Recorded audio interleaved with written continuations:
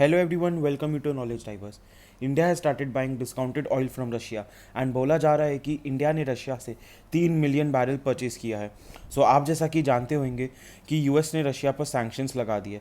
सो इसका मतलब ये होगा कि जो भी रशिया से ऑयल लेगा उस पर भी सैंक्शंस लगेंगे. इसका मतलब ये कि इंडिया पर भी सैंक्शंस लगेंगे. तो आइए हम इस टॉपिक को आगे डिस्कस करते हैं एंड क्या एडवांटेजेस एंड डिसएडवांटेजेस इंडिया को मिलेंगे अगर हम रशियन ऑयल परचेज करते हैं तो. सबसे पहला एडवांटेज है कि इंडिया को सस्ता ऑयल मिलेगा क्योंकि जो रशिया है वो 20 to 25% डिस्काउंट ऑफर कर रहा है. ऑब्वियसली इंडिया ये ऑयल परचेज कर लेगा क्योंकि इंडिया अपने 80 to 85% of oil requirements import से पूरी करता है. अगर ऑयल महंगा होता है ऑब्वियसली इंडिया को ज़्यादा पे करना पड़ेगा एंड ऑब्वियसली फिर इंडिया का जो बजट है वो कोलैप्स हो जाएगा. एंड हेंस अगर इंडिया को कोई डिस्काउंटेड प्राइस में ऑयल मिलता है तो ऑब्वियसली वो उसको अवेल करना चाहेगा. दूसरा एडवांटेज ये होगा कि जो इंडिया और रशिया का रिलेशनशिप है वो और स्ट्रेंथन हो जाएगा. यूएस के सैंक्शंस लगने के बाद रशिया की इकोनॉमी पूरी तरीके से ठप पड़ चुकी है एंड कोई भी कंट्री उनके साथ बिजनेस नहीं करना चाहती है क्योंकि उन्हें यूएस सैंक्शंस का डर है. एंड अगर रशिया को कहीं से भी उनका ऑयल बायर मिलता है तो वो उन्हें वेलकम ही करेंगे. आप जैसा कि जानते होंगे कि करेंटली वर्ल्ड में बहुत कम कंट्रीज़ हैं जो रशिया के साथ किसी भी तरीके से एसोसिएट करना चाहते हैं.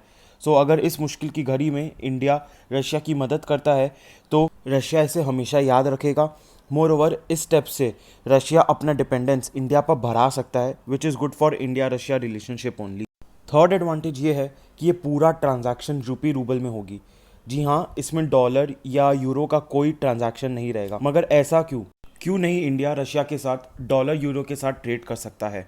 इंडिया डॉलर या यूरो के साथ इसलिए ट्रेड नहीं कर सकता बिकॉज वेस्टर्न वर्ल्ड ने अपने स्विफ्ट सैंक्शंस लगाए हैं. इसका मतलब ये है कि रशिया डॉलर एंड यूरो में ट्रेड नहीं कर सकता है. एज अ रिजल्ट रूपी रूबल ट्रांजैक्शन करना पड़ेगा एंड ये इंडिया के लिए बेनिफिशियल हो सकता है क्योंकि फिर रूपी का इन्फ्लुएंस पूरी दुनिया में हमें भरता हुआ दिखेगा. अब हम बात करेंगे कि इंडिया को क्या क्या डिसएडवांटेजेस फेस करने पड़ेंगे रशियन ऑयल परचेज करने के. पहला डिसएडवांटेजेस ये होगा कि अगर रूपी और रूबल ट्रांजैक्शन होता है तो इंडिया को इसका बहुत बड़ा रिस्क है क्योंकि अगर रूबल का प्राइस ऐसे ही गिरता रहा तो जो रूबल इंडियन बैंक्स में प्रेजेंट है वो अपना वैल्यू खो देगी. एंड अगर ऐसे ही रूबल इतना वोलेटाइल हुआ तो पेमेंट मैकेनिज्म्स में भी इंडिया को बहुत दिक्कत आएगी. वेस्टर्न नेशंस एंड यूएस और नाराज़ हो जाएगी इंडिया से.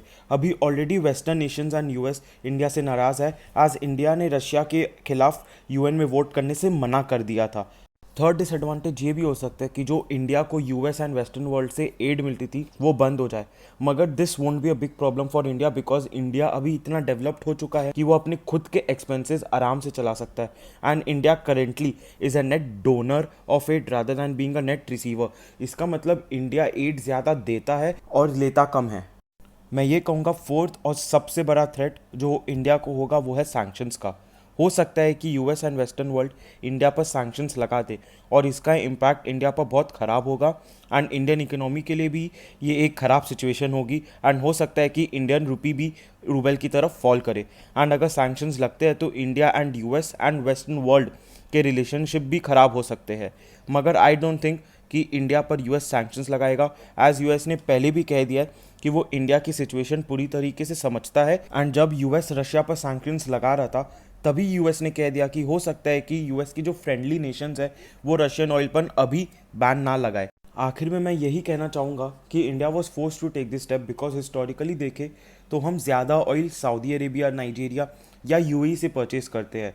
यूएस ने क्या किया, जो सैंक्शंस थे वो ईरान और वेनेजुएला से तो हटाए नहीं मगर रशिया पे और लगा दिए. तो इससे दुनिया की 3 सबसे बड़े ऑयल एक्सपोर्टिंग नेशन पर सैंक्शंस लगा दिया. जो एग्जिस्टिंग ऑयल के प्राइसेस है वो बढ़ गए एंड ऑब्वियसली इंडिया जो ऑयल यूएई, सऊदी अरेबिया या नाइजीरिया से परचेज करता था उनके प्राइसेस भी बढ़ गए. एंड अभी करेंटली इंडिया बिल्कुल भी एक्सपेंसिव ऑयल परचेज नहीं कर सकता है. Thus India was force to purchase Russian oil. Now आप मुझे बताइए कि इंडिया ने ये स्टेप उठाकर एक सही काम किया या गलत काम किया है.